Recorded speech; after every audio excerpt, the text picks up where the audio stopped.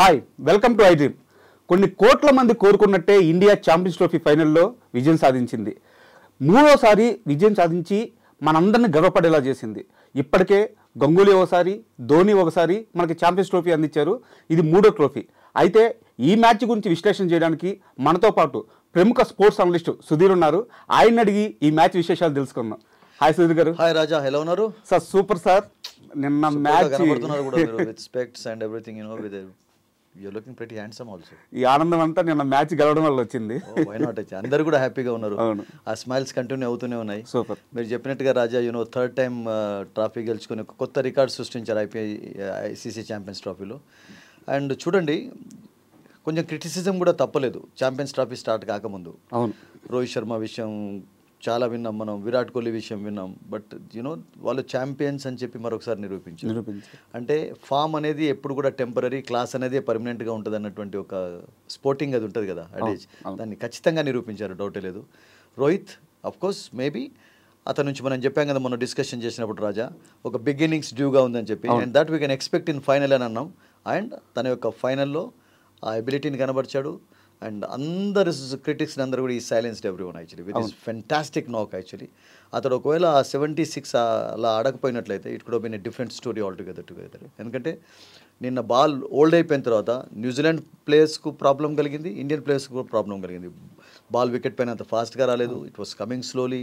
Ball కొంచెం turn కూడా spongy bounce అనేది కనబడింది. So everybody you know face problems. So Rohit యొక్క innings yesterday was a special innings actually. And చూడండి రాజా, 2023 వరల్డ్ కప్ నుండి ఇప్పటి వరకు ఇండియా ఆడినవి ఐసీసీ ఆల్ టోర్నమెంట్స్లో 2023 world cup, 2024 T20 world cup, and ఇప్పుడు ఐసీసీ ఛాంపియన్ 24 మ్యాచెస్లో 23 మ్యాచెస్ గెలిచారు. ఒకే ఒక మ్యాచ్ ఓడిపోయింది against Australia in Ahmedabad in front of 1 lakh+ crowd ముందు. But otherwise Indian performance actually is not been bad. Test మ్యాచెస్లో అబ్సల్యూట్లీ నో డౌట్ కొంచెం disappointment కనబడింది, న్యూజిలాండ్ తోటి ఓడిపోవడం, తర్వాత ఆస్ట్రేలియాలో ఓడిపోవడం. బట్ ఇన్ షార్ట్ ఫార్మాట్లో మాత్రం వీఆర్ ద కింగ్స్ అని చెప్పి నిరూపించారు. Hats off to their performance, congratulations to the Rohit Sharma team. And that's it, fantastic performance. Super sir. అయితే నిన్న మ్యాచ్ స్టార్ట్ అయ్యే ముందు న్యూజిలాండ్ ఫైనల్కి రావడం, గతంలో మన మీద వాళ్ళకు మంచి రికార్డు ఉండడం, అందరూ చాలా టెన్షన్ పడ్డారు. న్యూజిలాండ్ని అంటే మనం బలంగా ఉన్నప్పటికీ న్యూజిలాండ్ని ఎలా హ్యాండిల్ చేస్తారు, వాళ్ళు ఏంటంటే లాస్ట్ మినిట్ దాకా ఫైట్ చేస్తూనే ఉంటారు న్యూజిలాండ్ టీం. సో అయితే ఆ మొత్తాన్ని తుడిచేసి మ్యాచ్ మనం గెలవడానికి ఎలాంటి కారణాలు ప్రభావితమని ఉంటారు? ఎస్టర్డే మీరు చూసినట్టయితే Raja, New Zealand performance was equally good. 49 overs వరకు వాళ్ళు ఆడించారు ఇండియన్ అంటే. ఐ థింక్ వాళ్ళ బౌలింగ్లో కూడా రిసోర్సెస్ కనబడ్డాయి. They bowled well actually. వాళ్ళకు ఒక్క మైనస్ పాయింట్ ఎక్కడ కనబడిందంటే రాజా, హోల్ ద మ్యాచ్లో మనం డిస్కస్ కూడా చేసాం, హెన్రీ లేకపోయినట్లయితే ఇండియన్స్ విల్ బి రిలాక్స్డ్ అని చెప్పి, వాళ్ళకు కొంచెం షై ఆఫ్ రిలీఫ్ వస్తుందని చెప్పి. నిన్న అతను ఆడకపోవడం అనేది న్యూజిలాండ్కి ఒక బిగ్ బ్లో అయిపోయిందండి. అసలు బుమ్రా లేని లోటు మనకు అంతా కనబడలేదు టోర్నమెంట్ మొత్తంలో, బికాస్ షమీ కొంతవరకు ఫిల్ చేశారు అండ్ స్పిన్నర్స్ రోల్ ఎక్కువగా ఉంది కనుక ఐ థింక్ యూనో ఆ ఫీలింగ్ అలా. బట్ నిన్న మాత్రం నేను అనుకుంటాను ఒక పర్టికులర్ ఫేజ్లో ముఖ్యంగా ఓపెనింగ్ జోడీ అద్భుతంగా ఆడుతున్నప్పుడు హెన్రీ యొక్క ఎక్స్పీరియన్స్ ఇట్ కూడా యాక్చువల్లీ హెల్ప్ దెమ్. వాళ్ళకి ఆ బ్రేక్ త్రూ అనేది రాలేదు. చూడండి, 100+ పార్ట్నర్షిప్ ఎప్పుడైతే నమోదు చేశారో ఇద్దరు, రోహిత్ శర్మ అండ్ శుభ్మన్ గిల్, ఆ తర్వాత ఇండియాకు ఆఫ్కోర్స్ రెగ్యులర్ ఇంటర్వెల్స్లో కొంచెం 3 వికెట్స్ కోల్పోయినా కానీ చివరికి రాహుల్ అద్భుతంగా ఆడాడు. బట్ హెన్రీ ఒకవేళ ఉన్నట్లయితే స్టార్టింగ్లో రోహిత్నో శుభ్మన్ గిల్నో మనం చూసాం కదా లీగ్ మ్యాచ్, లాస్ట్ లీగ్ మ్యాచ్లో అవుట్ చేసినట్టు ఆ పరిస్థితి ఏర్పడి ఉన్నట్లయితే it would been a different story. వాళ్ళు బ్యాటింగ్ చక్కగానే చేశారు.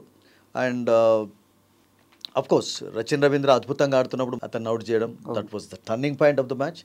ఆస్ట్రేలియా అగెన్స్ట్ కూడా హెడ్ అవుట్ చేసిన తర్వాత టోటల్గా వాళ్ళు పెద్ద స్కోర్ చేయలేకపోయారు. Head was you know hitting every one around. Rachin కూడా నిన్న ఫాస్ట్గానే ఆడుతున్నాడు. అండ్ తర్వాత బట్ అతడు అవుట్ చేసినటువంటి యంగ్ వికెట్ ముఖ్యంగా రచిన్ కోర్స్ ఆడిన తర్వాత మ్యాచ్ టర్న్ అయిపోయింది. బట్ యంగ్ని ఎప్పుడైతే ఎల్బిడబ్ల్యూ ఫస్ట్ వికెట్ అవుట్ చేశాడు and it was totally different game అయిపోయింది. ఎందుకంటే వాళ్ళు కూడా నిన్న చూసాం 57 చాలా ఈజీగానే స్కోర్ చేయగలిగారు. అండ్ యంగ్ను వరుణ్ అవుట్ చేసిన తర్వాత టోటలీ ఇట్ వాస్ ఇండియా గ్రిప్లోకి వచ్చేసింది. త్వరగా వికెట్లు పడుతూ వచ్చాయి.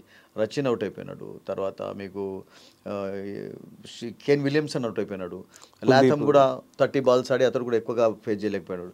సో ఇండియా టోటల్గా గ్రిప్లోకి తీసుకున్నారు. అక్కడ నేను అనుకుంటాను రోహిత్ శర్మకు ఫుల్ మార్క్స్ ఇవ్వాల్సిందే. బికాస్ చూడండి, హార్దిక్ పాండ్యా ఫస్ట్ ఓవర్స్లో చాలా రన్స్ ఇచ్చాడు, 18 రన్స్ ఇచ్చాడు. అండ్ కుల్దీప్ యాదవ్ అందుకనే త్వరగా తీసుకురావాల్సి వచ్చింది. కుల్దీప్ అన్నాం కదా, కుల్దీప్ను డ్రాప్ చేయాలి. కుల్దీప్ను తీసుకురావడంతో కుల్దీప్ బ్యూటిఫుల్ బాల్ వేశాడు అసలు, యాక్చువల్గా వేసి బౌల్డ్ చేశాడు. సో ఆ పర్టికులర్ ఫేజ్లో 2 స్పిన్నర్స్ వరుణ్ అండ్ కుల్దీప్, నేను అనుకుంటాను ఆ ప్రెషర్ అనేది వాళ్ళు బిల్డ్ చేయగలిగారు. అండ్ ఆ తర్వాత India didn't look back actually. ఎప్పుడైతే ఇండియన్ గ్రిప్లోకి వచ్చిందో ఫీల్డింగ్లో అద్భుతమైనటువంటి దాన్ని ఏమంటారంటే గ్రౌండ్ ఫీల్డింగ్ కనబరిచారు. Maybe catches couple of drop అయినాయి అంటే రోహిత్ శర్మది, డీప్లో Shubman, those were 2 tough catches Raja. అంత ఈజీ క్యాచెస్ కూడా కాదు, but they really tried their best to take them actually. So అక్కడ న్యూజిలాండ్కు ఒకటి హెన్రీ లేకపోవడం అండ్ మిడిల్ ఆర్డర్ కొంచెం చూడండి. మిడిల్ ఆర్డర్లో ఏమైందంటే రాజా, మీరు ఎంటైర్ మ్యాచ్లో చూసినట్టయితే ఒక ఫేజ్లోనైతే 65 బాల్స్ వరకు ఒక బౌండరీ సాధించలేకపోయారు వాళ్ళు. అప్పుడు అక్షర్ పటేల్, జడేజా, కుల్దీప్ ఇన్ ట్యాండమ్ అంటే డిఫరెంట్ స్పెల్స్లో వరుణ్ చక్రవర్తి రన్స్ ఇవ్వలేదు, వికెట్స్ తీస్తూ ఉన్నారు. అండ్ న్యూజిలాండ్ పైన ప్రెషర్ పెంచుతూ వచ్చారని. సో న్యూజిలాండ్ ఒక ఫేజ్లో చాలామంది ఏమనుకున్నారంటే 57 వితౌట్ లాస్ అప్పుడు యంగ్ అవుట్ కాకముందు ఈ న్యూజిలాండ్ ఇవాళ 300 కొడుతుంది కావచ్చు, 6 ఓవర్లలోనే ఆయన రన్స్ కొట్టారని మంచి పవర్ ప్లేని చక్కగా ఉపయోగించుకున్నారు. బట్ ఇండియా ధైర్యం కోల్పోకుండా మంచి ఫీల్డింగ్ తోటి, మంచి బౌలింగ్ చేంజెస్ తోటి బ్రేక్స్ వేశారు.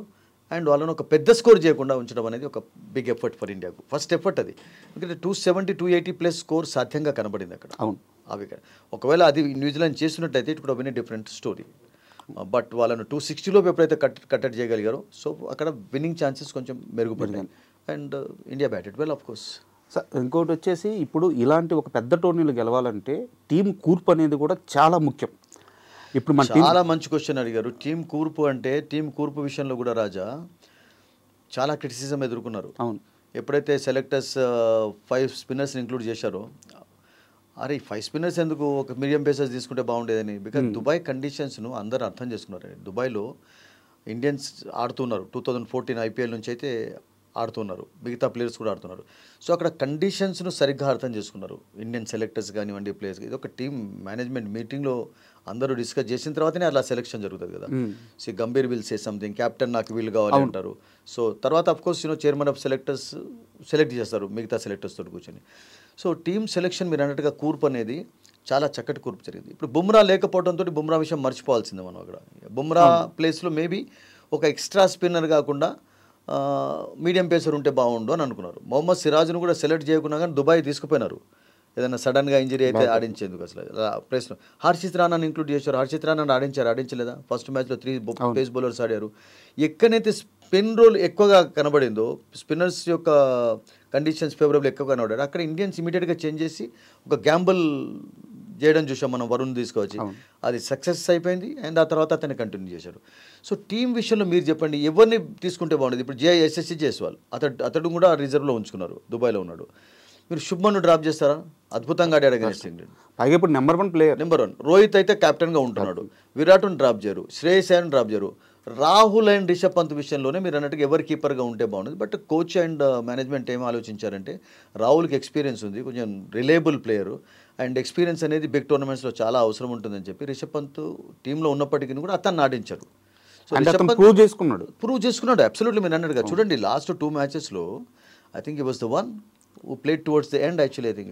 సో చాలా చక్కటి బ్యాటింగ్ కనబడిచాడు అతను. అసలు మిడిల్ ఆర్డర్ బ్యాటర్స్ చక్కగా ఆడి అవుట్ అయిన తర్వాత లోవర్ ఆర్డర్లో ఆ స్ట్రెంత్ అనేది అతని ద్వారా కనబడింది యాక్చువల్లీ. మీరు అన్నట్టుగా అతని ఎక్స్పీరియన్స్ ఉపయోగపడింది కూడా. సో ఎక్కడ మిస్టేక్స్ చేశారు చెప్పండి ఇండియన్ సెలెక్టర్స్? ఎక్కడ చూడండి, ప్రతి వాళ్ళకు కూడా రాజా, మీకైనా నాకైనా, వీళ్ళు మీకు ఒక ప్లేయర్ ఉంటారు, ఇష్టమైన ప్లేయర్, వీళ్ళు ఉంటే బాగుంటుంది. అరే ఎస్ఎస్సి జైస్వాల్ ఉంటే బాగుంటుండే రోహిత్ శర్మతోటి అని అనుకుంటారు. ఉంటే బాగుంటుంది, అతడు కూడా మంచి ప్లేయరే. కానీ శుభ్మన్ గిల్ కూడా అంతే ఈక్వల్గా మంచి ప్లేయర్, వైస్ కెప్టెన్, చాలా చక్కగా ఆడాడు కదా. సో సెలెక్ట్ చేసినటువంటి ప్లేయర్స్ ఏమైనా డిసప్పాయింట్ చేశారా? None has disappointed, everybody has chipped in. ఒక మ్యాచ్లో శుభ్మన్ ఆడాడు సెంచరీ, ఒక మ్యాచ్లో విరాట్ కోహ్లీ 2 మ్యాచెస్లో ఆడాడు, నిన్నటి మ్యాచ్లో కీ మ్యాచ్లో రోహిత్ శర్మ ఆడాడు. Shreyas has been brilliant right to the tournament. First మ్యాచ్లో 15 మీరు పక్కకు పెట్టినట్లయితే 50s, తర్వాత 40 నిన్న ప్లస్. తర్వాత రాహుల్, హార్దిక్ పాండ్యా, బౌలర్స్ విషయం మనం చెప్పుకున్నాం, షమి అండ్ హార్దిక్ వీళ్ళు కూడా మంచి వికెట్స్ తీశారు. సో సెలెక్షన్ విషయంలో మీరు అన్నట్టుగా కొన్ని విమర్శలు ఉన్నప్పటికీ కూడా Indian selectors did a good job to select a good team and they delivered finally. And ఇంకోటి ఈ మధ్యకాలంలో T20s చూసుకున్న, వన్డేస్ చూసుకున్న ఈ మధ్యకాలంలో జరుగుతున్నవి అక్షర్ పటేల్ని సడన్గా టాప్ ఆర్డర్కి పంపించడం గత కొన్ని రోజులు చేస్తూ వచ్చారు. ఆ ఫలితం అంతా మనకి ఈ సిరీస్లో కనిపించింది. ఎప్పుడన్నా ఒక 2 వికెట్లు పడంగానే స్ట్రైక్ రొటేట్ చేయడానికి అక్షర్ ముందుకు రావడం, అండ్ అలాగే అతను 10 ఓవర్లు బౌలింగ్ అద్భుతంగా వేయగలుగుతున్నాడు. తెలియకుండా అక్షర్ టీంకి ఒక ప్రధాన అసెట్ అయిపోయాడు అని అనిపిస్తుంది.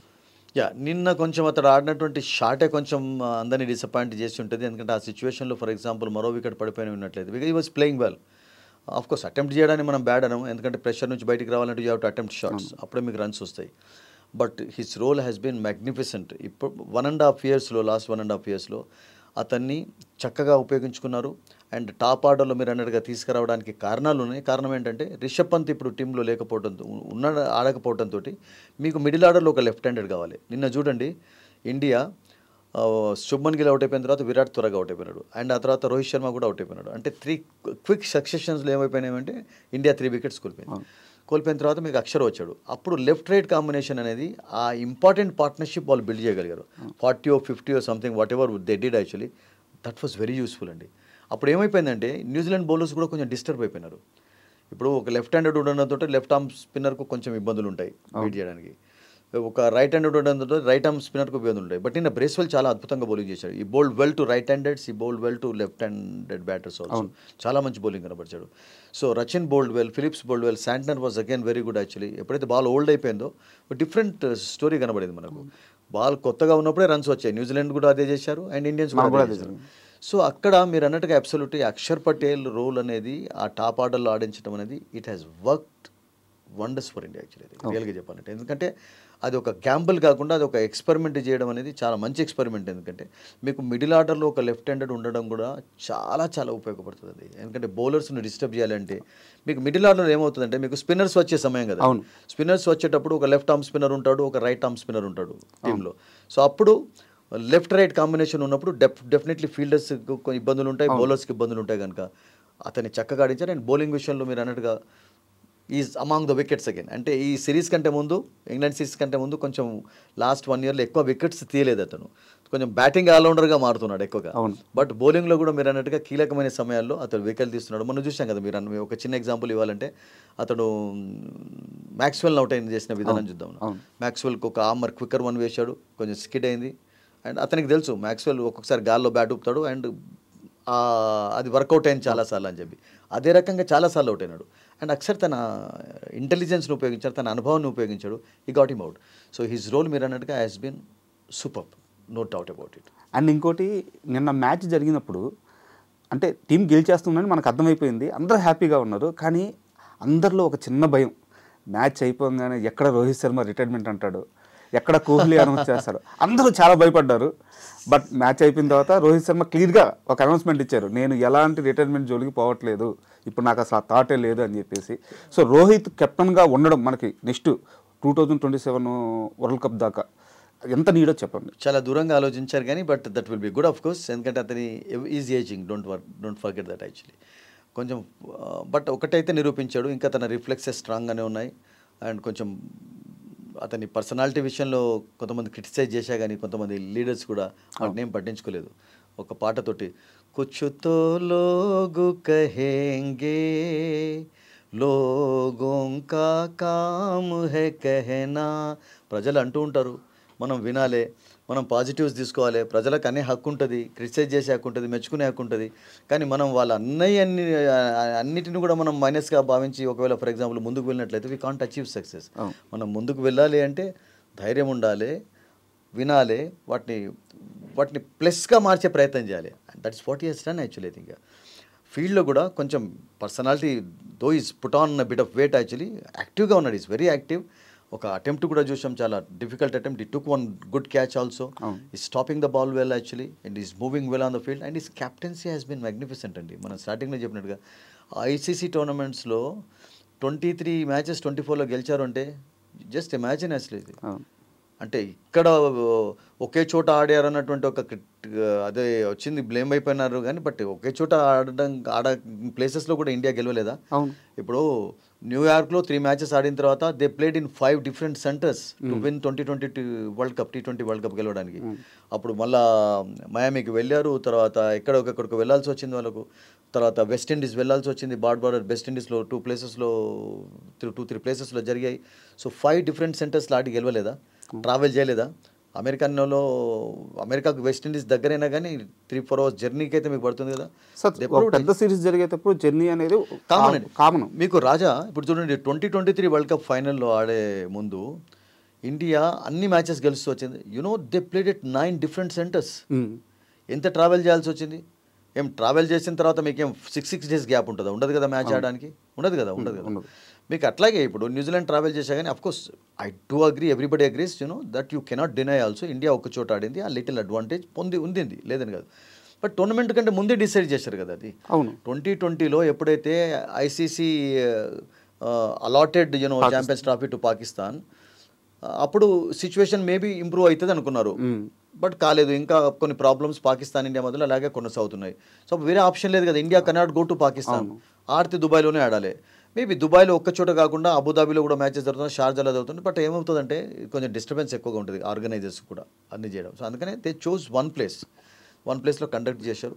టోర్నమెంట్ సక్సెస్ అయింది. పాకిస్తాన్లో కూడా మంచి సక్సెస్ సాధించారు. కపుల్ ఆఫ్ మ్యాచెస్ రెయిన్ వల్ల జరగలేదు తప్పితే, but it's successfully conducted by Pakistan also. అక్కడ కూడా ఎటువంటి ఇబ్బందులు కలగలేదు. ఇంగ్లాండ్, ఆస్ట్రేలియా లాంటి టీమ్స్ అక్కడికి ట్రావెల్ చేసి ఆడే హాయిగా అంటే there is no problem in Pakistan. Maybe ఫ్యూచర్లో కూడా కొంచెం రిలేషన్స్ సెట్ అయిన తర్వాత India might go to Pakistan may come to India. Bilateral series కూడా స్టార్ట్ అయితే కావచ్చు, మనం హోప్ చేద్దాం. బికాజ్ స్పోర్ట్ అనేది అందరినీ దగ్గరికి తీసుకువస్తుంది.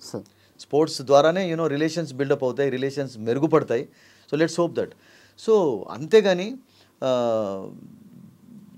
ఒకటే చోట ఆడారు, ఒకటే చోట గెలిచారు అనేది మనం పక్కకు పెట్టినట్లేదు. మీరు అన్నట్టుగా అన్నీ అది చేశారు. అండ్ రోహిత్ శర్మ కెప్టెన్సీ ముఖ్యంగా ఇట్స్ బిన్ బ్రిలియంట్ అండి. అండ్ ఇంకోటి, sorry to interrupt, no problem, అంటే యూ హ్యావ్ టు, బికాస్ అలా డిస్కషన్ బాగుంటుంది. అంటే ఇప్పుడు మనకి కోహ్లీ చాలా సంవత్సరాలు కెప్టెన్గా ఉన్నారు. ఆ టైంలో మీరు రిటైర్మెంట్ అడిగింది నేను చెప్పలేకపోయినాను, దాన్ని యాడ్ చేయాలి. మీరు అన్నారు కదా, అది అన్ని నోళ్ళ నుంచి మీరు రోహిత్ శర్మ ఎందుకు అన్నారంటే, బికాస్ ఆ రిటైర్మెంట్ విషయంలో అతను సెలెక్టర్స్ తోటి ఆల్రెడీ మాట్లాడాడట. చైర్మన్ ఆఫ్ సెలెక్టర్స్ తోటి, అగర్కర్ తోటి అతను ఈ ఏం డిస్కస్ చేశాడో అతనికి మనకేం అవసరం లేదు కదా. అంటే ఒకసారి మీకు చైర్మన్ ఆఫ్ సెలెక్టర్స్ మీకు ధీమా ఇచ్చినట్లయితే, still you have got couple of years play left, ఎందుకు ఇప్పుడు రిటైర్ కావాలి, ఇంకా నీకు సర్వీసెస్ అవసరమని అని ఉంటాడు. అండ్ అతడు కూడా నా రిఫ్లెక్సెస్ బాగానే ఉన్నాయి, ఫీల్డింగ్ చక్కగా మనం అన్నాం కదా. So let him continue. It is his decision అండి. ఒక గొప్ప ప్లేయర్ రిటైర్ కావడానికి తనకే వదిలేయాలి ఎవ్రీథింగ్ యాక్చువల్లీ. అండ్ ఇంకోటి, కోహ్లీ మనకి చాలా సంవత్సరాలు కెప్టెన్గా ఉన్నారు. ఆ టైంలో మనకి ఐసీసీ ట్రోఫీలు రాలేదు, బట్ విన్స్ అయితే చాలా ఉన్నాయి. కోహ్లీ పర్ఫార్మెన్స్ చాలా బాగుండేది, బట్ ఐసీసీ ట్రోఫీలు వచ్చాయి కాదు. అదే టైంలో బీసీసీ అధ్యక్షుడిగా వచ్చిన సౌరవ్ గంగూలీ పట్టుబట్టి కోహ్లీకి నచ్చజెప్పి కొంత డిస్టర్బెన్స్ జరిగినా సరే రోహిత్ శర్మని కెప్టెన్ చేశాడు గంగూలీ, తన గట్టిగా పోరాడి. ఇప్పుడు ఆ ఫ్రూట్స్ మనం అనుభవిస్తున్నాం. గంగూలీ ఇండియన్ క్రికెట్ గురించి ఆలోచించే విధానం, తన థాట్ ప్రాసెస్, అంటే మీరు ఒక సీనియర్ అనలిస్ట్ కాబట్టి మీరైతే గంగూలీ గురించి క్లియర్గా చెప్పగలరు. ఈ జనరేషన్కి ఎలా చెప్తారు అర్థమయ్యేలా? Sourav Ganguly was a brilliant captain, brilliant player.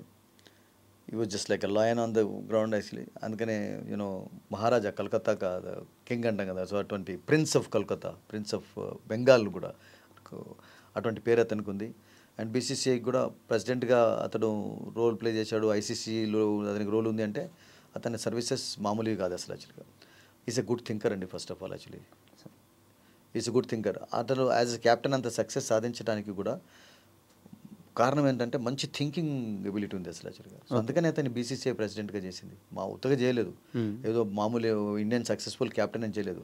So అతడు ఒకవేళ ఫర్ ఎగ్జాంపుల్ ప్రెసిడెంట్గా ఉన్నట్లయితే అతని గ్రేట్ థింకింగ్ అనేది ఇండియన్ క్రికెట్ డెవలప్మెంట్కు చాలా దోహదపడుతుందని చెప్పి చేశారు.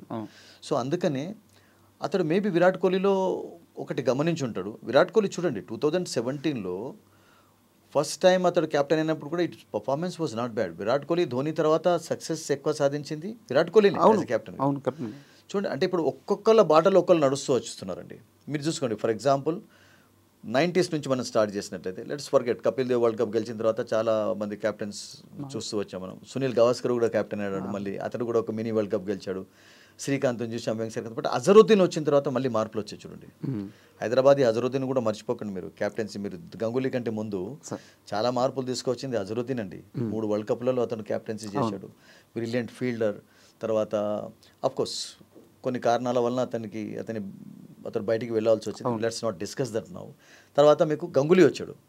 మధ్యలో టెండూల్కర్ కూడా క్యాప్టెన్ అయినాడు. But Tendulkar he was not a bad captain, he was a good captain actually. But అతను క్యాప్టెన్సీ స్వయంగా చేసి బ్యాటింగ్ పైన ఎక్కువగా కాన్సన్ట్రేట్ చేశాడు. There was nothing wrong in that.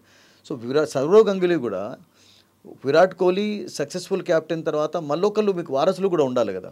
ఎవరు చాలా he's done his job as a క్యాప్టెన్గా. బ్యాడ్ రిజల్ట్స్ లేవు. టెస్ట్ మ్యాచెస్లో నెంబర్ 1 ర్యాంక్ సంపాదించింది అంటే అతని ద్వారానే కదా. కోహ్లీ దాంట్లో 2017లో కూడా ఫస్ట్ క్యాప్టెన్ అయినప్పుడు పాకిస్తాన్ తోటి ఫైనల్ ఆడాము అంటే, ఫైనల్ దాకా వెళ్ళామంటే బికాస్ ఆఫ్ కోహ్లీ కదా. అవునవును, అంతే కదా. సో నేనేమనుకుంటానంటే ఒక క్యాప్టెన్ కావాలి అంటే అసలు యాక్చువల్గా వాళ్ళు ఏమనుకున్నారంటే, ఫస్ట్ ఆఫ్ ఆల్ ఏమనుకున్నారంటే ఇండియన్ సెలెక్షన్ ఇప్పుడు ఆస్ట్రేలియన్ పాలసీ ఒకవేళ ఫాలో అయితే బాగుంటుంది. అంటే 1 డే టీం ఒకటి సెపరేట్గా ఉండాలి, T20 ఒకటి సెపరేట్గా ఉండాలి, టెస్ట్ ఒకటి ఉండాలి.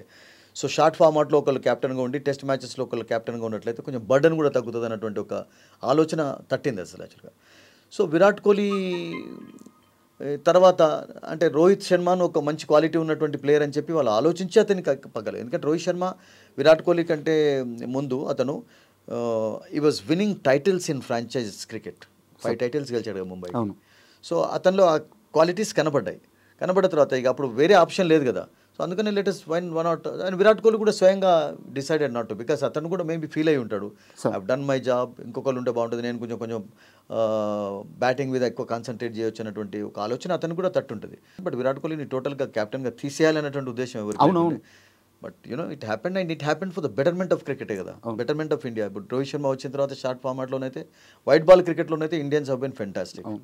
ఓన్లీ 2023 వరల్డ్ కప్ ఒకటే గెలవలేదు కానీ, but otherwise their performance, their consistency no one can question, no one can deny.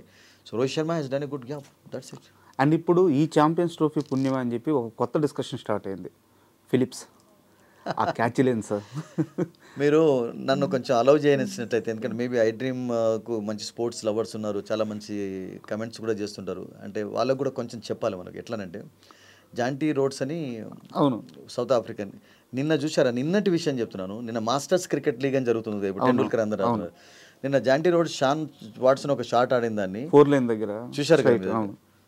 So south Africa నుంచి అసలు యాక్చువల్గా బ్రిలియంట్ ఫీల్డర్స్ వచ్చాయండి. మీకు కాలిన్ బ్రెండ్ అని ఒక ఫీల్డర్ ఉండేది సౌత్ ఆఫ్రికాలో. ఎందుకు చెప్తున్నానంటే, సౌత్ ఆఫ్రికా క్రికెట్ బ్యాన్ అయిపోయింది కదా పాపం, వాళ్ళు 20 సంవత్సరాలు ఆడలేదు కదా, అదైతే అందరికీ తెలుసు క్రికెట్ లవర్స్కు. అప్పుడు ఏం చేశారంటే బ్యారీ రిచర్డ్స్ అటువంటి వాళ్ళు, తర్వాత ఈ కాలిన్ బ్లెండ్ అటువంటి వాళ్ళు ఏం చేశారంటే ఇంగ్లాండ్లో ఎక్కువగా క్రికెట్ ఆడడం మొదలుపెట్టారు. పెట్టి వాళ్ళు ఏం చేసేదంటే రాజా, ఒక ఇంట్రెస్టింగ్ విషయం చెప్తాను ఇక్కడ, ఎవ్రీబడి విల్ ఎంజాయ్ ఆల్సో. పాపం అతనికి you have to earn money, క్రికెటే పాపం ప్రొఫెషన్గా ఉండేది. క్రికెట్ జీరో అయిపోయింది సౌత్ ఆఫ్రికాలో. So some people played cricket in Australia, some played in England, county ఆడాడు. ఇతడు ఏం చేసేదంటే ఎగ్జిబిషన్ పెట్టి అందరినీ పిలిచి తీసుకొని వచ్చి ఒక స్టంప్ మధ్యలో పెట్టి, ఈ స్టంప్ను ఎవరు కొడితే వాళ్ళకు £1 ఇస్తాను, ఓకే, అట్లా స్టార్ట్ చేశారట. బ్యారీ రిచర్డ్స్ కూడా ఒక రన్కు £1 అట్లా సంపాదించారండి అసలు. అది అట్లా వాళ్ళు ఏం చేశారంటే, అతను మీరు ఫెయిల్ అయితే నేను కొడితే నాకు పైసలు ఇవ్వాలి మీరు, పాపం అట్లా ఎగ్జిబిషన్ పెట్టి యూస్ టు ఒక స్టంప్ పెట్టి ఒక త్రో తోటి కొట్టేదట అసలు. అది he was the best South African fielder, he was one of the best fielders at అప్పుడు అసలు. And he's been considered to be one of the best fielders cricketing world has ever produce. ఇప్పటి వరకు cricket చరిత్రలో కూడా అతనికి మంచి పేరు ఉంది. అన్ఫార్చునేట్లీ పాపం క్రికెట్ సౌత్ ఆఫ్రికాలో బ్యాన్ కావడంతో వీళ్ళంతా పాపులారిటీ సంపాదించలేకపోయినారు. కానీ వివియన్ రిచర్డ్స్ లాగా బ్యారీ రిచర్డ్స్ కూడా ఒక గొప్ప క్రికెటర్ అయ్యేవాడే. సో జాంటీ రోడ్స్ కూడా అతన్ని ఫాలో అయ్యేది. ఓకే, సో జాంటీ రోడ్స్ ఈ జనరేషన్కు మీరు అన్నట్టుగా రోల్ మోడల్గా అయిపోయినాడు అసలు యాక్చువల్గా.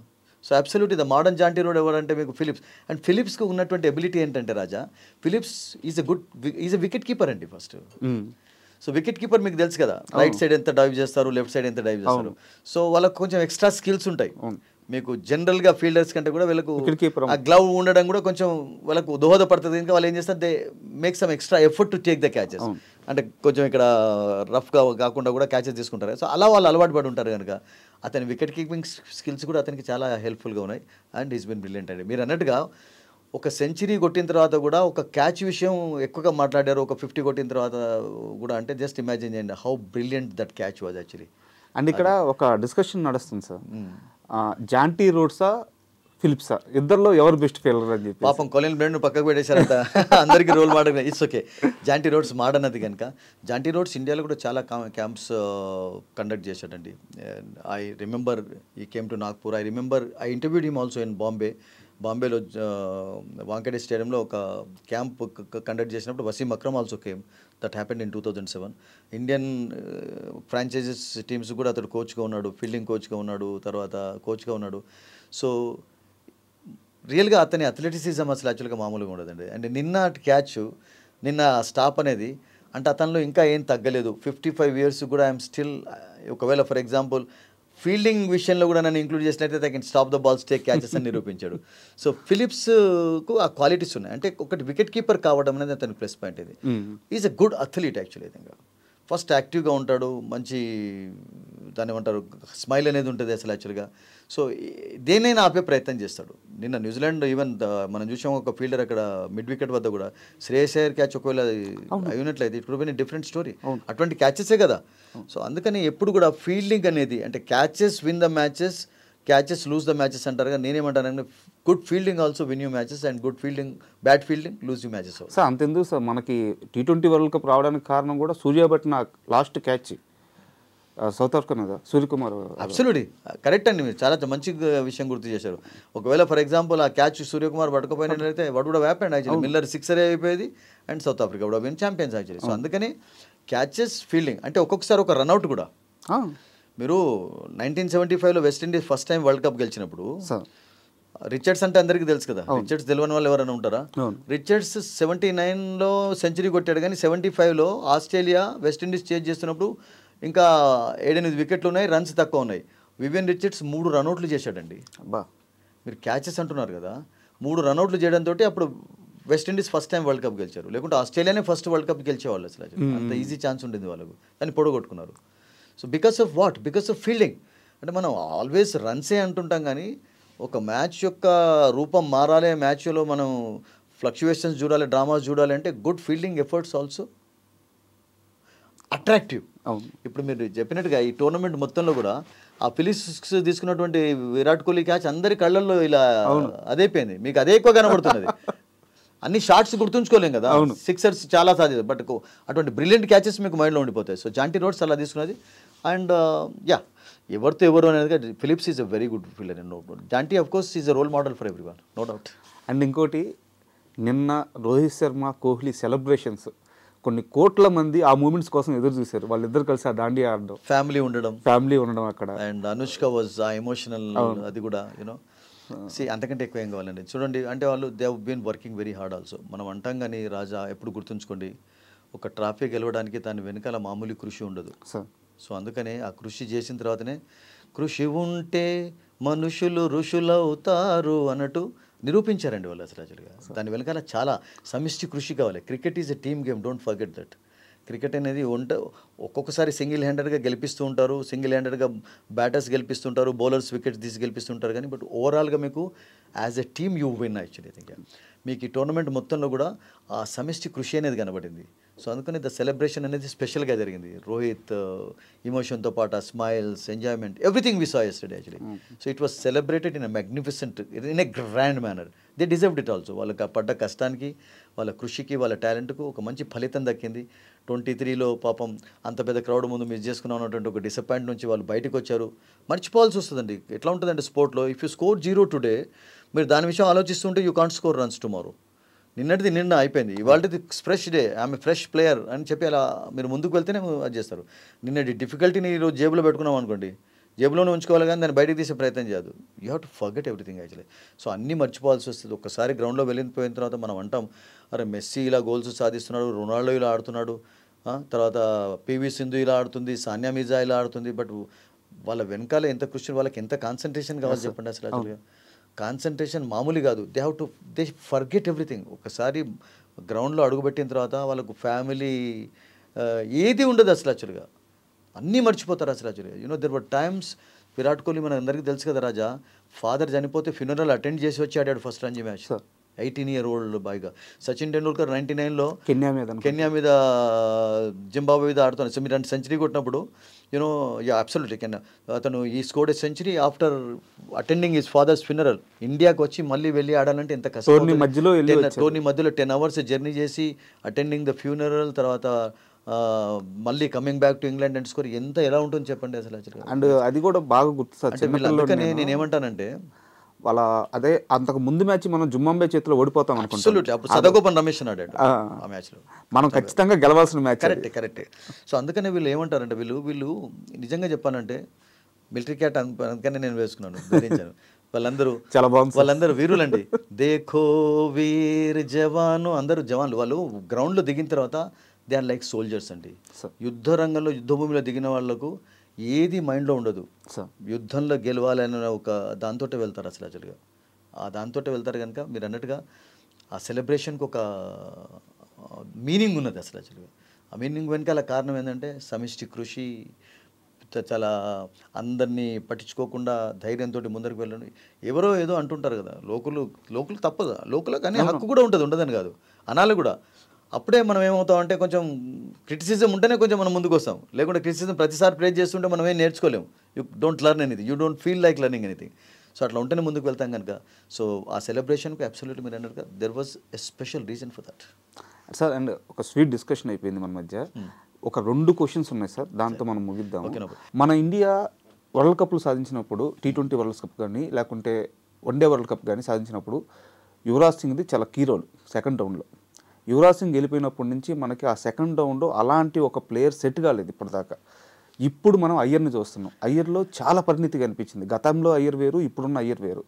సో ఫ్యూచర్లో అయ్యర్ ఆ స్థానంలో ఒక యువరాజు స్థానాన్ని భర్తీ చేసినట్టు అట్లా భర్తీ చేయగలరా?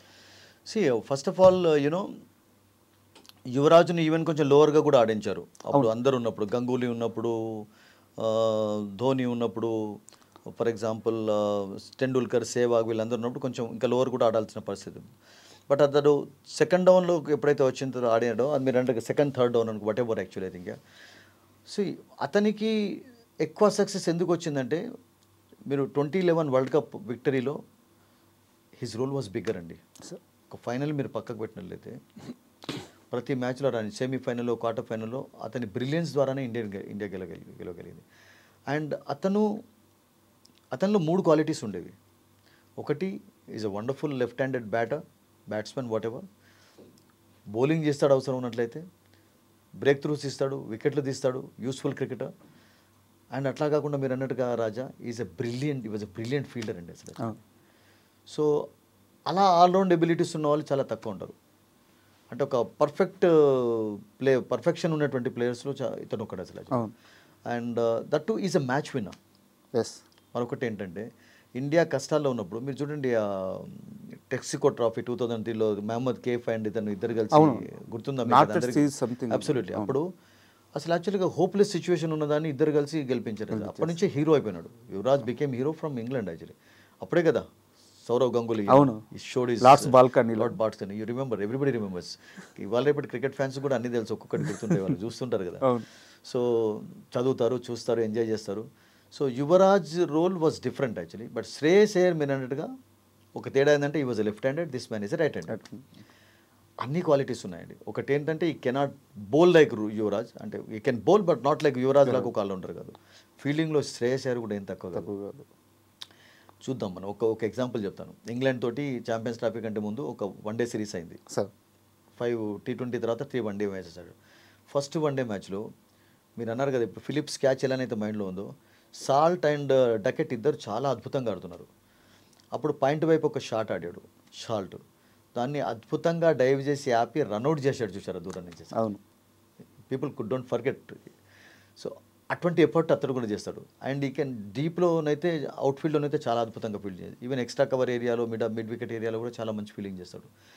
అండ్ మరొకటి ఏంటంటే రాజా, శ్రేయస్ అయ్యర్ విషయం మనం కొంచెం ఎక్కువ చెప్పాలి అంటే, అతడు ఏ స్కూల్ నుంచి వచ్చాడంటే బాంబే స్కూల్ నుంచి వచ్చిన క్రికెటర్. బాంబే నుంచి వచ్చే క్రికెటర్స్ యొక్క మైండ్ సెట్ ఎలా ఉంటుందో మనందరికీ తెలుసు. అన్నిటికీ తట్టుకోగలుగుతారు వాళ్ళు. వాళ్ళ వద్ద పేషెన్స్ ఉంటుంది, టెక్నిక్ ఉంటుంది, తర్వాత ఆ క్వాలిటీస్ కూడా కనబరుస్తారు. You take any one actually. మీ ముంబై నుంచి వచ్చినటువంటి గవాస్కరా, టెండూల్కరా, వెంగసర్కరా, మంజ్రేకరా, వీళ్ళంతా కూడా you know they are all from Mumbai. ఇప్పుడు ఈవెన్ జైస్వాల్ కూడా ముంబై నుంచి వచ్చినటువంటి రహానే ఫర్ ఎగ్జాంపుల్, శ్రేయస్ అయ్యర్, సూర్యకుమార్ యాదవ్, ఎంతమంది లేరు చెప్పాలంటే, దిలీప్ సర్దేశాయ్, వీళ్ళందరూ గ్రేట్స్ విషయం చెప్పాలంటే. ముంబై అనేది అటువంటి క్రికెటర్స్ను ప్రొడ్యూస్ చేస్తూ వచ్చింది. ఇండియన్ క్రికెట్లో క్రికెట్ సక్సెస్ కావడానికి ముంబై యొక్క రోల్ కూడా చాలా బిగ్గరగా ఉంది. అందుకని రంజీ ట్రోఫీ టైటిల్స్ ఎక్కువగా గెలిచారు. ఇప్పుడంటే కొంచెం మారిపోయింది ఈ మధ్యలో, ఎందుకంటే most of the test cricketers పాపన్స్ వాళ్ళకి అవైలబుల్ కావడం లేదు. బట్ అప్పుడు అలా అయ్యేది. అండ్ రియల్గా చెప్పాలంటే రీసెంట్గా నిన్నగాక మొన్ననే ఈ ట్రాఫీ జరుగుతున్నప్పుడు అందరూ కూడా చదివి ఉంటారు, పద్మాకల్ శివాల్కర్ అని చెప్పి ఒక లెఫ్ట్ ఆర్మ్ స్పిన్ బౌలర్ చనిపోయినాడు మొన్న. గవాస్కర్ వాళ్ళతో ఆడిన వ్యక్తి 586 వికెట్లు తీసి టెస్ట్ మ్యాచ్ ఆడలేదు అతను, తెలుసా? ఫస్ట్ క్లాస్లో 586 వికెట్లు తీసినటువంటి ఎక్సలెంట్ బౌలర్ టెస్ట్ మ్యాచ్ ఆడే అవకాశం రాలేదు. అట్లా గోయల్ అని 600 వికెట్లు తీసినటువంటి అతనికి కూడా ఫస్ట్ క్లాస్ అతనికి రాలేదు. అందరూ ఆడాలంటే ఒక్కొక్కసారి సాధ్యం కాదండి. టీంలో 15 మంది ఉంటారు కానీ 11 మంది ఆడతారా, 11 మందిలో 4 బయట ఉండాల్సిందే కదా. సో సునీల్ గవాస్కర్ ఏమన్నాడంటే, ఎందుకు చెప్తున్నానంటే ముంబై నుంచి వచ్చిన వాళ్ళు ఎట్లా ఉంటారంటే, పాపం నేను అంత గొప్ప పీరియడ్లో, నేను క్యాప్టెన్గా ఉన్న పీరియడ్లో కూడా శివాల్కర్ అటువంటి అన్ని నేను కొంచెం సెలెక్టర్స్కు చెప్పలేకపోయినా తీసుకోమని చెప్పి, ఎందుకంటే అంత టఫ్ ఉండే అప్పుడు. ఇప్పుడు ఎలానైతే ఒకళ్ళను తీయాలనో ఒకళ్ళని పెట్టాలనే డౌట్ ఉంటుందో, వాషింగ్టన్ సుందర్ ఉన్నా కానీ పాపం ఉండిపోయినాడు, ఛాన్స్ రాలేదు. అప్పుడు బేడి, ప్రసన్న, చంద్రశేఖర్ ఆడుతున్నప్పుడు వెంకటరాఘవన్ ఎవరిని తీయాలి అసలు? యాక్చువల్గా వాళ్ళని తీసే ఛాన్సే లేదు. వాళ్ళు కంటిన్యూస్గా పర్ఫామ్ చేస్తున్నారు, కన్సిస్టెన్సీ ఉంది. సో అందుకని అటువంటి వాళ్ళకి రాలేదు. సో ముంబై నుంచి వచ్చిన వాళ్ళు ఒక్కొక్కసారి ఎలా ఉంటారంటే అంత మెంటల్గా అంత స్ట్రాంగ్ ఉంటారు. And all quality. అండ్ మరొక స్పెషల్ క్వాలిటీ ఏముందంటే, యువరాజులో లేని క్వాలిటీ ఇతనిలో ఉంది. యువరాజుని ఎక్కువగా మనం క్యాప్టెన్గా చూడలేదు, క్యాప్టెన్గా ఎవరు కూడా కన్సిడర్ చేయలేదు. But this man does have that quality also. కోల్కతాను గెలిపించాడు.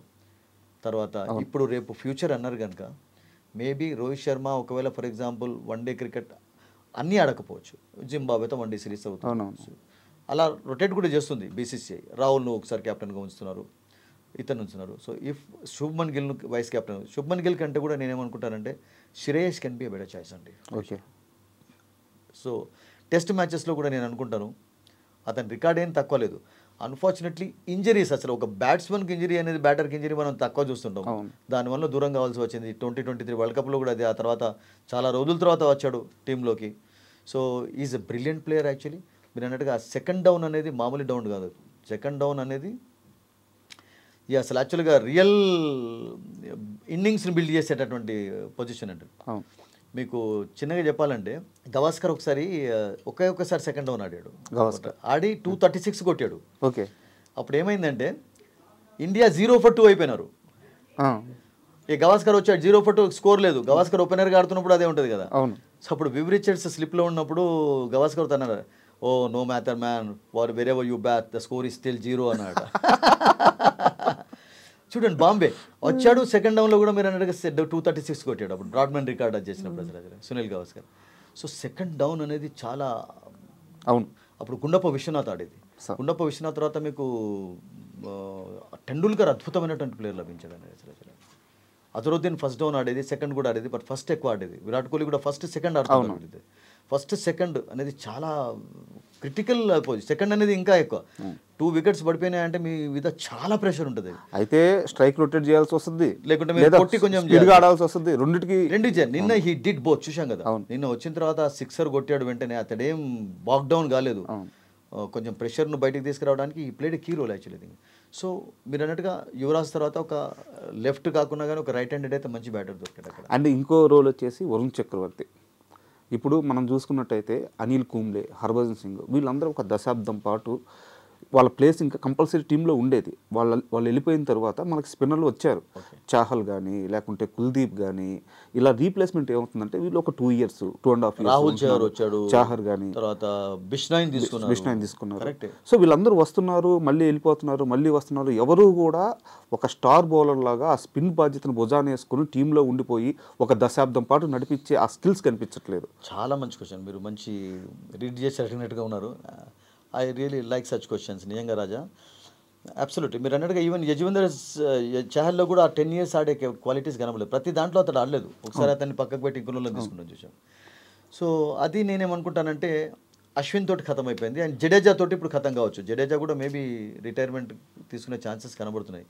నేను నాకేమనిపించిందంటే ఆ స్పెషల్ హక్ తర్వాత మేబీ మైట్ అనౌన్స్ రిటైర్మెంట్. ఎందుకంటే విరాట్ కోహ్లీని అశ్విన్ కూడా అలాగే కౌగిలించుకోవడం చూసాం కదా టెస్ట్ మ్యాచ్లో. So he might play also but he might retire also we don't know that. So దానికి కారణం ఏంటంటే మీరు అన్నట్టుగా ఇప్పుడు చూడండి, హర్భజన్ తర్వాత కూడా మీకు ఆ డౌట్స్ కలిగాయి. హర్భజన్ తర్వాత ఎవరైనా దొరుకుతారు మీకు. హర్భజన్ తర్వాత ఒక కొంచెం గ్యాప్లో మీకు ఒక అశ్విన్ బ్రిలియంట్ బౌలర్. సో వీళ్ళందరూ కూడా ఎక్కడి నుంచి వస్తున్నారంటే అసలు యాక్చువల్గా గతంలోనైతే డొమెస్టిక్ క్రికెట్ పర్ఫార్మెన్స్ను ఆధారంగా తీసుకొని సెలెక్ట్ చేసేవాళ్ళు. బట్ ఈ మధ్యలో ఏమైపోయిందంటే ఐపీఎల్ అనేది ఒక కొలమానం అయిపోయింది. బిష్నాయ్ అలాగే వచ్చాడు, రాహుల్ చహర్ అలాగే వచ్చాడు, తర్వాత మీకు అశ్విన్ కూడా అట్లాగే వచ్చాడు. రియల్గా చెప్పాలంటే చెన్నై సూపర్ కింగ్స్కి ఆడిన తర్వాతనే అశ్విన్ యూనో ఈ came in to the team actually. So నేనేమంటానంటే దానికి కొంచెం స్పెషల్ క్వాలిటీ కూడా కావాలండి. ఇప్పుడు మీరు వరుణ్ చక్రవర్తి అన్నారు కనుక, వరుణ్ చక్రవర్తి ఏజ్ ఎంత? 31 అనుకుంటా నేను, if I'm correct. I think is 30+ actually. So 31 అనుకుంటా. 31లో వచ్చిన తర్వాత ఇంకా ఎంతసేపు ఎంతకాలం మీరు ఆలోచించవచ్చు? Maybe 4-5 years. స్పిన్నర్ కనుక you can expect him actually. So ఆ 4-5 years వరకు చూడండి, test cricket is different, one day cricket is different, T20 is different అండి. నాకు కూడా కొన్ని డౌట్స్ ఏం కలిగాయి అంటే, వరుణ్ చక్రవర్తి కొంచెం వన్డేలో సక్సెస్ సాధించడానికి కొంచెం టైం పడుతుంది, అండ్ అతనికి హెల్ప్ఫుల్ కండిషన్స్ ఉన్నప్పుడు మాత్రమే. అదే Ashwin was not like that. Help లేకున్నా కానీ వికెట్ పైన use to purchase that actually, తన బ్రిలియన్స్ ఎక్కువ. సో ఇప్పుడు మనం వికెట్స్ హెల్ప్ లేని చోట ఫ్లాట్ వికెట్స్ మీద ఎలా బౌలింగ్ చేస్తాడు వరుణ్ చక్రవర్తి అనేది కూడా చూడాలి. ఇప్పుడు శుభ్మన్ గిల్ ఎగ్జాంపుల్ తీసుకోండి. Shubman Gill is a brilliant player, future క్యాప్టెన్గా అతన్ని కూడా టౌటెడ్ చేశారు already. He will become also. కొన్ని ఫెయిల్యూర్స్ ఉన్నాయి, సక్సెస్ ఎక్కువగా ఉంది ఈ మధ్యలో. కానీ అతనికి ఒక వీక్నెస్ ఏముందంటే, బాల్ మూవ్ అవుతున్నప్పుడు కొంచెం తడబడతాడు. బాల్ స్ట్రేట్గా వచ్చినప్పుడు మన పాకిస్తాన్తో స్ట్రేట్గా ఫాస్ట్ ఏం ప్రాబ్లం లేదు, ముందుకు వస్తాడు, షాట్స్ ఆడతాడు. కానీ బాల్లో ఎప్పుడైతే కొంచెం స్వింగ్ మూమెంట్ కనబడుతుందో కొంచెం ఆ టెక్నికల్ లోపాలు కనబడుతున్నాయి. విరాట్ కోహ్లీ కూడా తప్పలేదు, బాల్ మూవ్ అవుతాం, అవుట్ సైడ్ ఆఫ్ స్టంప్ ఎన్నిసార్లు అవుట్ కాలేదు, అంత గొప్ప ప్లేయర్. సో ఇప్పుడు అతని క్వాలిటీ ఎప్పుడు తెలుస్తుంది మనకు? రేపు ఇంగ్లాండ్లో 5 టెస్ట్ మ్యాచ్లు ఆడతారు కదా, అప్పుడు శుభ్మన్ గిల్ మరి రియల్గానే అసలు యాక్చువల్గా ఒక కంప్లీట్ ప్లేయర్ అన్నటువంటి ఒక నిర్ణయానికి మీరు రావచ్చు. నౌ యూ కెనాట్ సే, ఎందుకంటే అక్కడ he will be tested there actually. I think real conditions అనేవి అట్లా ఉంటాయి. సో అట్లాగే వరుణ్ చక్రవర్తిని మనం ఈ ఒక్క ఛాంపియన్స్ ట్రోఫీ పర్ఫార్మెన్స్ని తీసుకొని he can play for 5 years అని you cannot say actually. I think is a good bowler, he can be very effective in shorter format. నేను అది మాత్రం చెప్పగలను. ఎందుకంటే టెస్ట్ మ్యాచెస్లో ఏమవుతుందంటే, మన టెస్ట్ మ్యాచ్లో కూడా తీసుకోరని కాదు, టెస్ట్ మ్యాచెస్లో ఏమవుతుందంటే బ్యాట్స్మెన్కు పేషెన్స్ కనబరిచేందుకు టైం ఉంటుంది. ప్యాడింగ్ చేయొచ్చు, అవుట్ సైడ్ లెగ్ స్టంప్ పోతే షాట్స్ అటెంప్ట్ చేసే అవసరం ఉండదు. వాళ్ళు చూచి ఆడుతుంటారు, జాగ్రత్తగా ఆడతారు కదా. సో కొంచెం అప్రమత్తంగా ఉంటారు వాళ్ళు టెస్ట్ మ్యాచెస్లో. సో అందుకని వన్డే క్రికెట్ టోటల్గా టెస్ట్ మ్యాచ్కు డిఫరెంట్. సో ఆల్ ఫార్మాట్స్లో సక్సెస్ సాధించిన వాళ్ళు కొంతమంది ఉన్నారు. మీరు జడేజా డేట్ దట్, అక్షర్ పటేల్ కొంచెం పర్వాలేదు అనే ఫార్మాట్లో. అట్లాగే మీకు బుమ్రా, కోర్స్ బుమ్రా కూడా మీరు చూడండి T20లో టెస్ట్ మ్యాచెస్లో ఉన్న సక్సెస్ మీకు వన్డేలో లేదు. అందుకని ఇప్పుడు వన్డే మ్యాచెస్లో అతను లేకున్నా కానీ అంత పెద్ద ప్రభావం ఇంపాక్ట్ కనబడలేదు. దాన్ని ఏమంటారు, it is gap was filled well actually. So Varun Chakravarthy విషయం నేనేమనుకుంటానంటే ఇంకా మనం చూడాల్సిందే. బట్ స్పిన్నర్స్ అయితే ఉన్నారండి, స్పిన్నర్స్ దేర్ ఆర్ యాక్చువల్లీ. ఇప్పుడు రీసెంట్గా మనం చూసాం కదా, హర్ష్ దుబే అని కొంతమంది రంజీ ట్రోఫీ దాంట్లో చాలా మంచి బౌలింగ్ కనబర్చారండి. 50-60 వికెట్స్ తీసుకున్నారు. అంటే మెల్లమెల్లగా ఆర్థోడాక్స్ ట్రెడిషనల్ వాళ్ళు కూడా వస్తున్నారు అసలు యాక్చువల్గా. So we have to wait. But సడన్గా మీకు మరొక అశ్విన్ ఉండాలి అంటే ఇట్ కాంట్ హ్యాపెన్. ఇప్పుడు విరాట్ కోహ్లీ కావడానికి సచిన్ తర్వాత కొంచెం టైం పట్టింది. అండ్ దెన్ వెన్ ఈ స్టార్టెడ్ స్కోరింగ్ రన్స్ యాక్చువల్లీ అన్నీ అతను నేర్చుకున్నాడు కదా. సో వీళ్ళు కూడా ఏం చేయాలంటే, ఇప్పుడు ఫర్ ఎగ్జాంపుల్ వాషింగ్టన్ సుందర్కు అవకాశం రాలేదండి, పవిలియన్లో ఉండి నేర్చుకోవడం కూడా ఒక గొప్ప థింగ్ అయితే తెలిసిన. విరాట్ కోహ్లీ స్టార్టింగ్లో కూడా లక్ష్మణ్, తర్వాత టెండూల్కర్, ద్రావిడ్ వీళ్ళందరూ ఉన్నప్పుడే వచ్చాడు, 2008-9లోనే వచ్చాడు కదా. మరి అతనికి ప్రతిసారి ఛాన్స్ రాకున్నప్పుడు డిసప్పాయింట్ అయినాడా? He learn lessons from all these seniors. అప్పుడు సచిన్ టెండూల్కర్ అన్నాడు కదా, పవిలియన్లోనే తెలిసిపోయిందట అతని యొక్క this man is going to break all my records అని చెప్పాడు. సో అలా క్వాలిటీస్ ఉన్నాయి కనుకనే అతడు ముందుకు రాగలరు. సో ఇప్పుడు at present spinners they are okay, but all ఫార్మాట్స్లో టెస్ట్ మ్యాచెస్లో నేను అనుకుంటాను మీకు కుల్దీప్ లాంటి వాళ్ళే ఎక్కువగా సక్సెస్ సాధిస్తారు. అండ్ థ్యాంక్ యూ సార్, ఓ మంచి విజయాన్ని మీ అనాలిసిస్ ఓ మంచి ఇంకా ఎన్హాన్స్ చేసింది. త్వరలో మనకి ఐపీఎల్ రాబోతుంది. ఐపీఎల్ గురించి మాట్లాడుకునేటప్పుడు మరోసారి మనం కలుసుకొని ఇంకాస్త క్రికెట్ అనాలిసిస్ చేద్దాం. Thank you Raja.